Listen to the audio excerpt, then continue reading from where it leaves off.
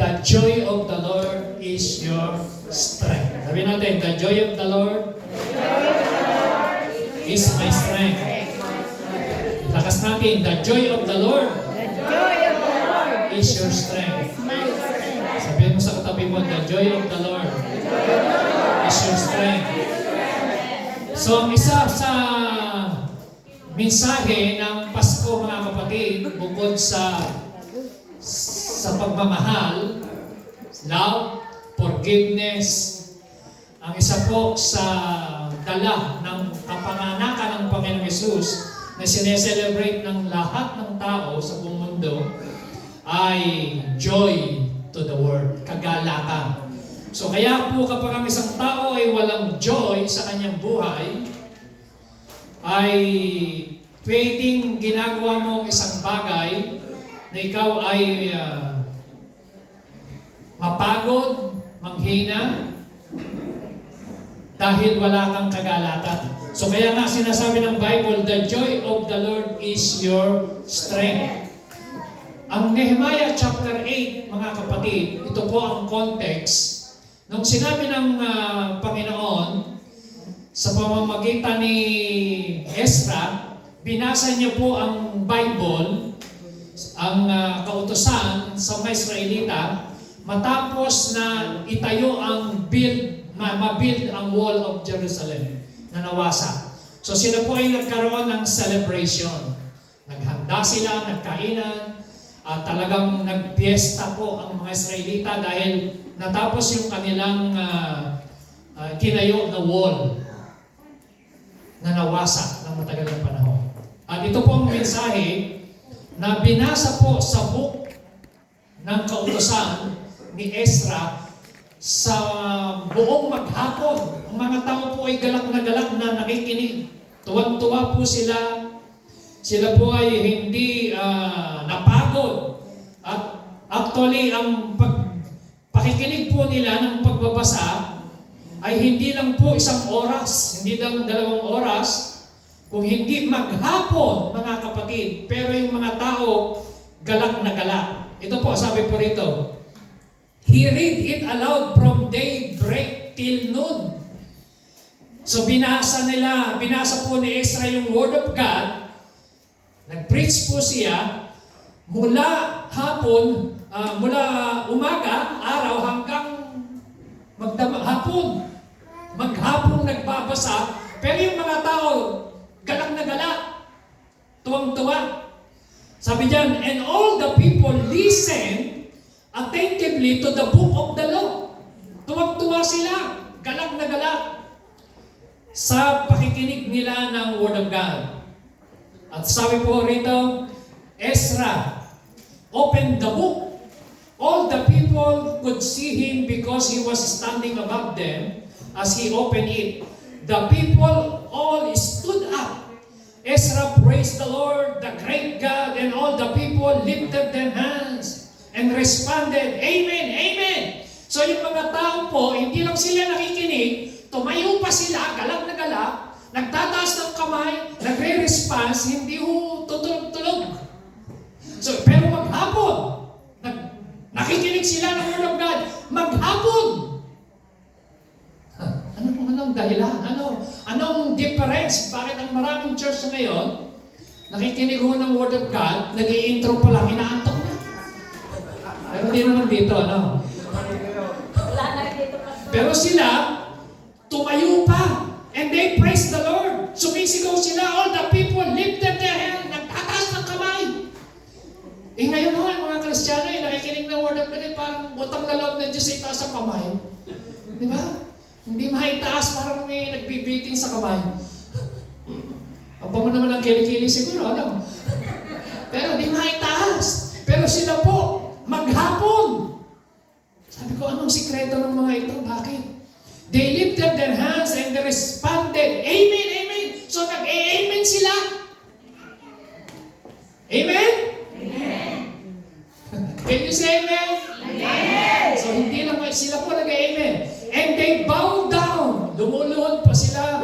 And they worship the Lord with their faces to the ground. Galak na galak po sila, mga kapatid. At sinabi ng Bible, tingnan niyo po, Nehemiah said, "Go and enjoy." Simula ko verse 9. "This day is the holy to the Lord your God. Do not mourn." Huwag na kayong umiyak or weep. "For all the people had been weeping and they listened to the words of the law." Nehemiah said, "Go and enjoy choice food and sweet drinks." Mag-enjoy na kayo. Kumain kayo. "This day is holy to our Lord. Do not grieve, for the joy of the Lord is your strength." Ayan yun. Amen? So, yung mga tao galak na galak, tuwan-tuwa, sinabi ni Nehemiah, yung kagalakan, yan po ay may dulot na kalakasan. Amen. Amen? So, pwede pala, kapag ang isang mananampalataya ay ikaw nababawasan na yung lakas mo, nanghihina ka, nanlulupaypay ka, parang exhausted ka, parang pagod ka na, kumustahin mo ang iyong kagalakan. So, pag wala na yung joy sa iyong puso, sa iyong ginagawa, wala na yung joy sa paglilingkod, yung lakas mo, nababawasan at manghihina ka rin. Why? Because the joy of the Lord is your strength. Ang pinagmumula ng kagalakan ay ang Panginoon. Amen? Amen. So what is joy? Sabi po ni Kate Warren, the settled assurance that God is in control of every detail in my life. The quiet confidence that ultimate everything will be all right, and the determined choice to praise God in all things.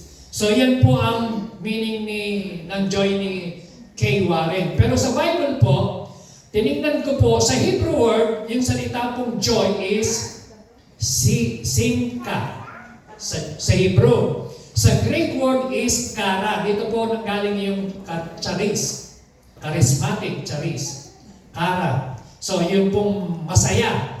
Ang ibig sabihin po sa Bible ng joy, ito po, is a deep, lasting, spiritual delight and contentment.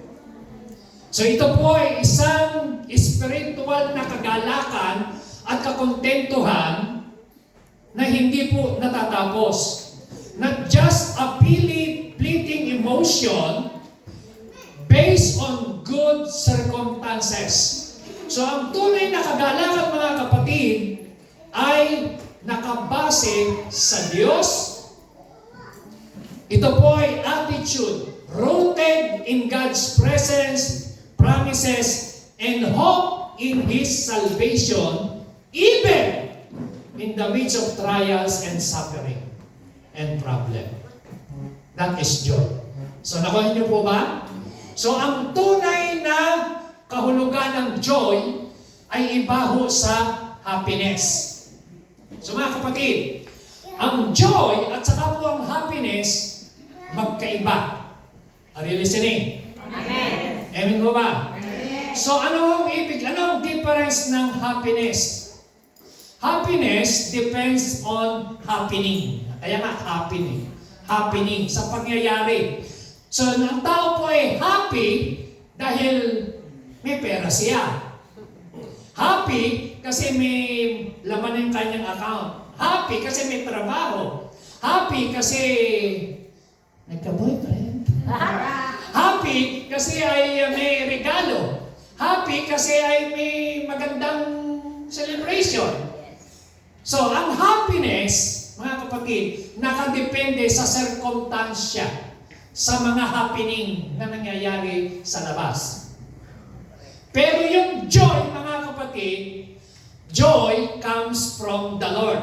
Joy comes from the inward. Happiness comes from the outward. So yung smile, sa labas yun. Pero yung joy sa loob. Amen. Amen? Yung happiness, temporary, pansamantala. Pero yung joy, eternal.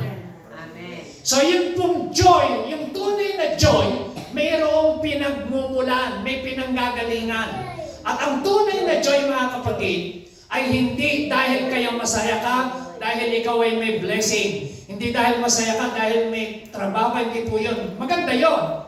Happy ka. Pero ang tunay na joy, ang pinag-uusapan natin, yung joy na hindi nananakaw ni Satanas, ano man ang sitwasyon, even in the midst of trials, even in the midst of trouble, even in the midst of suffering. Sabi nga ni Paul, rejoice in the Lord. Always, I will say it again, rejoice. Amen?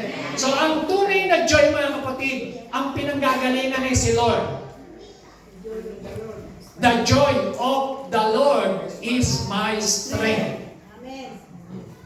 So, hindi mo mararanasan yung joy kung wala sa iyo ang Panginoon.